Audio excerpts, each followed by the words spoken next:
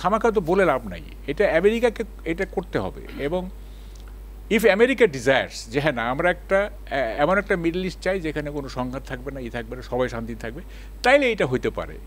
তা না হইলে তো এটা হবে না। কারণ দেখেন মানে ঠিক আছে আপনার কি বলে যে আরে দেশটা ইসরায়েল আমেরিকার অ্যালাই, ঠিক আছে, কিন্তু এইটা কি মানে ইজ ইট অ্যান অ্যালায়েন্স? এটা কোনো অ্যালায়েন্স হইতে পারে যেখানে আমেরিকার প্রেসিডেন্ট বলতেছে যে আমি দরকার পড়লে ইহুদি হয়ে যাব, হ্যাঁ মানে প্রয়োজনে আমি ইহুদি হয়ে যাব। মানে আমেরিকার মতো একটা দেশের প্রেসিডেন্ট বলতেছে, মানে কোন আমেরিকা? জেফারসনের আমেরিকা, ওয়াশিংটনের আমেরিকা, আব্রাহাম লিঙ্কনের আমেরিকা, হ্যাঁ সেই আমেরিকার প্রেসিডেন্ট একজন এসে বলতেছে যে আমি প্রয়োজনে ইহুদি হয়ে যাব।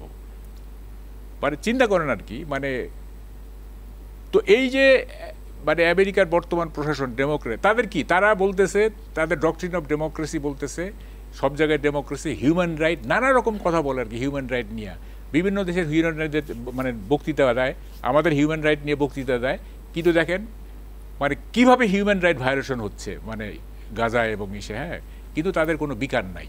হ্যাঁ, তাইলে এই যে মানে এটার কি বলে ডাবল স্ট্যান্ডার্ড, হ্যাঁ, মানে ইসরায়েলের স্বার্থের জন্য একরকমের স্ট্যান্ডার্ড, আবার কি বলে যে আমাদের দেশের মানে ওই অন্যান্য দেশে যে সমস্ত লেকচার টেকচার দেয় সেগুলির জন্য আরেক ধরনের স্ট্যান্ডার্ড। তো এটা তো হলো না। তো এখন আমি যেটা মানে সলিউশন মানে সমাধান আমি অনেক চিন্তা করে দেখছি যে আসলে সমাধানটা কোন জায়গায়। আমি এটা নিয়ে ভাবছি অনেক। আমি দেখছি যে এটা আমেরিকার সাধারণ পাবলিকই এটা দি কি of solution lies within the general people of America. তারা যদি চায় তাইলে এই পৃথিবী ভালো হবে, তা না হলে এই পৃথিবী এইভাবেই চলতে থাকবে। হ্যাঁ, এইভাবেই চলতে থাকবে এবং এই অভিশপ্ত জীবন নিয়ে কাটাইতে হবে ফিলিস্তিনিদের, আমাদের সবারই।